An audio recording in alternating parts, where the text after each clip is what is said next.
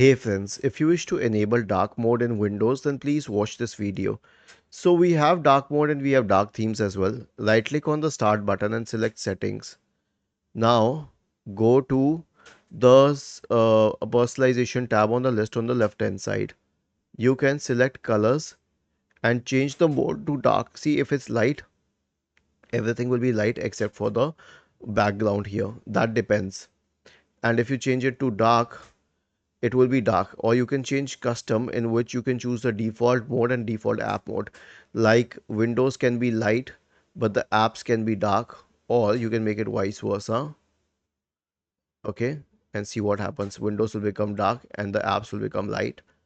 Or a better method is to go to personalization and select themes and select any of the dark themes like this theme or this theme, and these themes are almost definitely dark.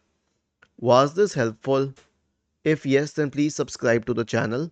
If not, then let us know in the comment section of the video on how we could help you further. Thank you for watching this video and have a nice day.